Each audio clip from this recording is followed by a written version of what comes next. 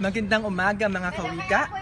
Ako ang inyong lingkod, Ernie Badanoy Palma, a BS Ed Major and Filipino student, at maligayang pagdating dito sa aking YouTube channel.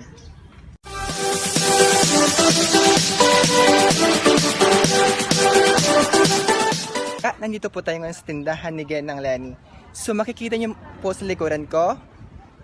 So kung handa na kayo mga kawika, tara na, pumasok na tayo.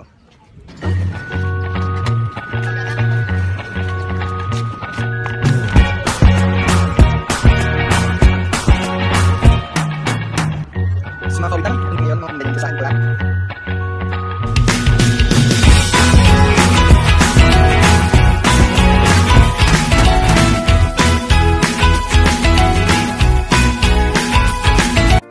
Hello mga kawika, magandang umaga.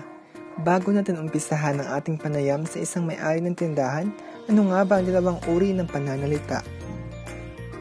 Pangalan. Ano nga ba ang ibig sabihin ng pangalan? Ang pangalan ay salita o bahagi ng pangungusap na tumutukoy sa ngalan ng tao, bagay, pook at pangyayari. Maaari din ay pakilala ng pangalan ang isang kaisipan o konsepto. Halimbawa ng pangalan: Lenny, Ibon, Mol, Mansanas, Guro. Pang-uri. Ano naman ang ibig sabihin ng pang-uri?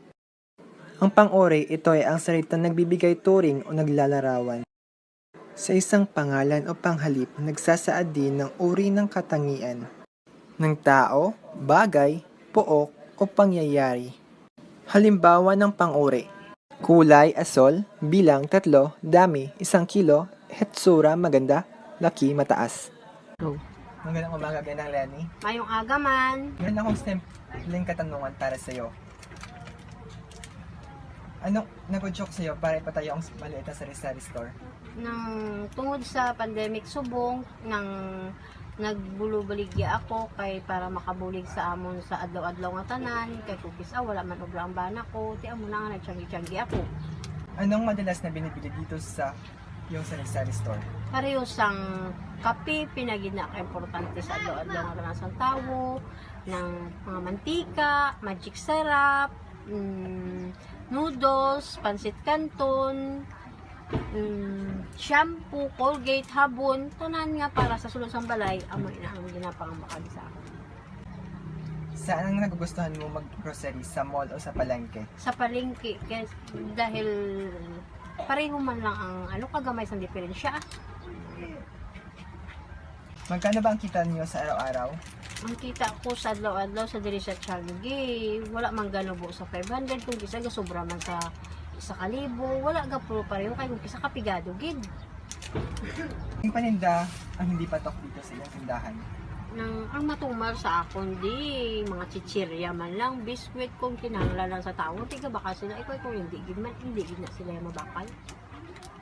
Maraming salamat Genang Lenny sa iyong oras. Sana marami pang bumili sa tindahan mo at sana maging malaki itong iyong sari-sari store.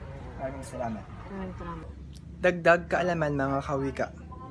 Hindi niyo ba alam na mayroong kaantasan ang pang-uri at mayroong gamit ang pangalan? Ngayon mga kawika ay malalaman niyo kung anong gamit ng pangalan at anong kaantasan ng pang-uri. Karoon ng iba't ibang gamit ang pangalan sa loob ng pangungusap. Paksa. Ito ang bahagang pinag-uusapan sa pangungusap. Layo ng pag-ukol. Ito ang pinaglalaanan ng kilos at ginagamit pagkatapos ng mga pang-ukol.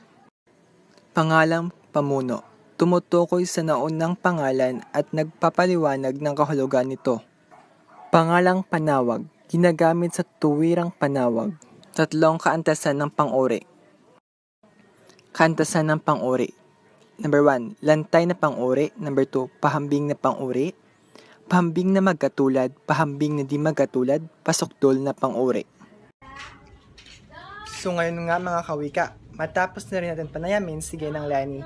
Sana may nakuha kayong aral sa topiko natin ngayon tungkol sa dalawang bahagi ng pananalita.